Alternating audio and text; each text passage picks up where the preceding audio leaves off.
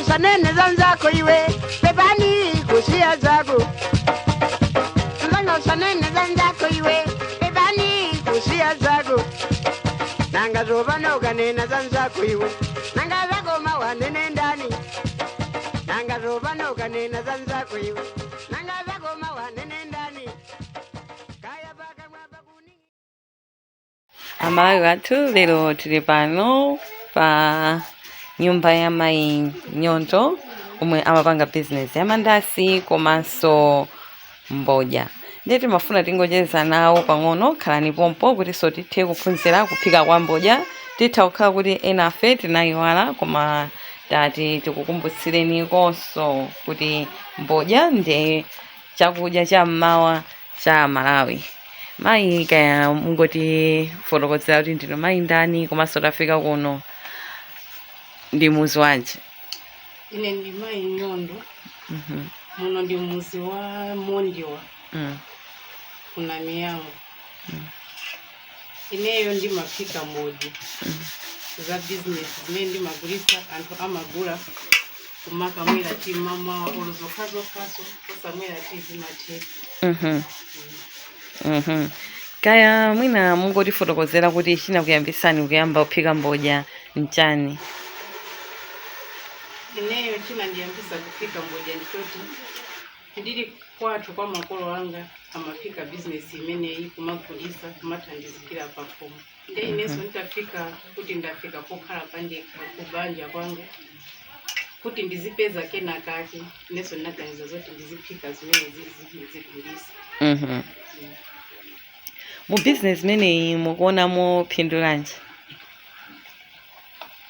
Ineyo ndikuonamo phindu loti ndikaphika choncho ndimapeza ndalama ina yake imene ndimathandizikira pakhomo.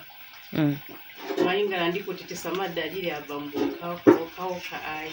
Tifeso tizitha kupezako kenakake pa nthawi zina amatha kubwera alibe kanthu. Nde timakhala ngati akabwera alibe kanthu timathandizikirako ndalama kuchokera mmenemu. Nde munafotokozatu kuti munaonera kwa makolo anu ni makhala ndi makolo anu. Kaya mungafotokoze kuti kumudzi nkuti? Poti kuno ndi mudzi wa Mbodya village ku Blantyre.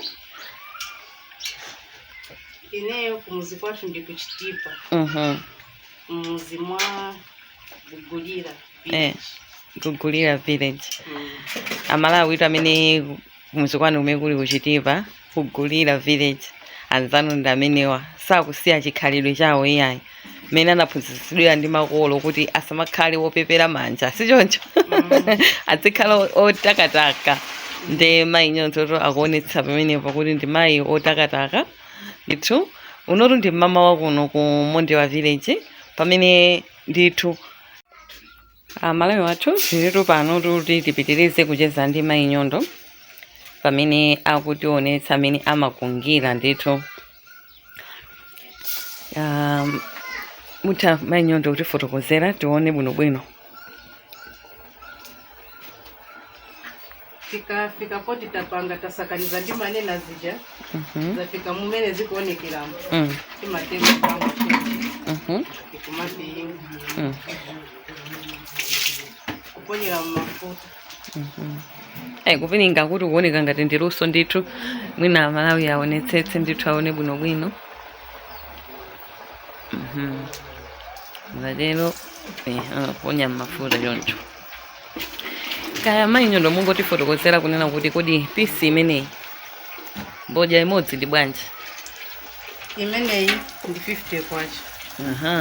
Anthu mama uno ndi pa 66 koma anthu ayamba kale kubwera. Ndithu kugula ndithu mbodya zimenezi. Chisisi chanu nanga nchotani umbali yangati pamene ni mama uno ndalawirira ndakuona ni muli busy tati. Chisisi chake nditoti mama wapano anthu ambiri ndi amakonda kumwa tea.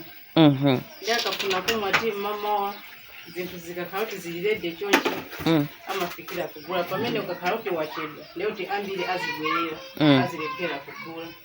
Koma ukalawira chonchi ndizoti amazipeza.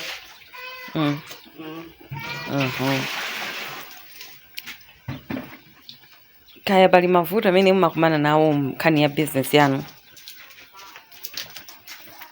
Mavuto amene ndimakumana nawo ndi oti business yake ndi yaying'ono. Ndi mmene mwaonera mpoto umene ndikuphikira ndi wang'ono chifukwa malinga ndi kuchepekeredwa kwa ndalama. Kuti mwina mwake mafuta amene ndingakwanise kugula ine ndiokwanira kampoto kakang'ono. Amene ndikanakhala kuti ndi mpamba waukulu ndikanatenga mpoto waukulu kuti ndiziponyeramo zambiri kuti zizikhala zochuluka.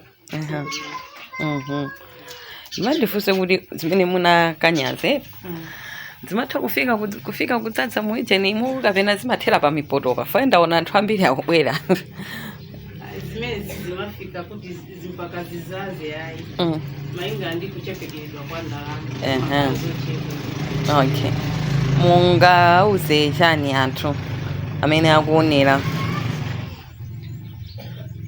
apapa kaya mainyondo taonanso kuti ena ndithu kuli bigini imene mukupanga mandasi munaona kuti kumakhala ndi mbodya pang'ono mandasi pang'ono chifukwa chani? Anthu amakonda mosiyana. Ena amatha kukonda izi ngati mmene mwaonera ena kugula izi ena kuzagula izi. Kukonda mosiyana. Amene angafune mandasi asamabwerere ayi awazikula ndithu.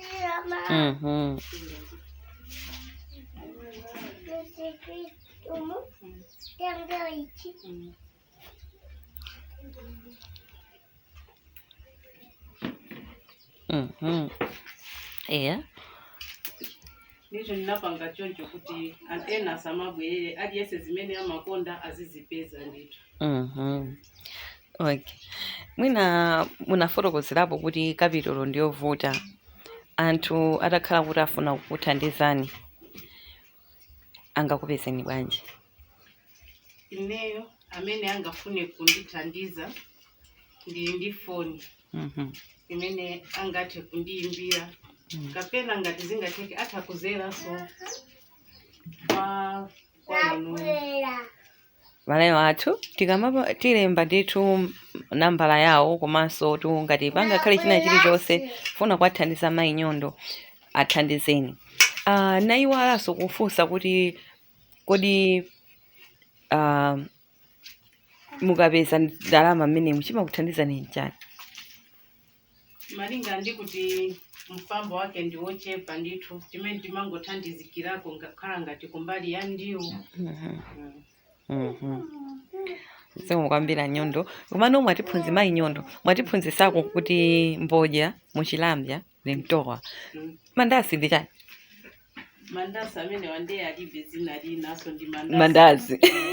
Tikuona tu chiyankhulo ende ndeno ndi mwina kusiyana kwake ndikuti mandasi kumakhala SI kumapeto pamene izizi ngati mumadera ena kwathu kumwe amati mandazi kumakhala zedi mandazi. Ndikuti kuno ku south kuno timati mandasi komano kuti kapita chakunosi mandazi osayiwala anthu amene mutukuonera lero taphunzira ziyankhulo ziwiri chichewa ndi chilambya ndimene tutachezera ndi mainyondo.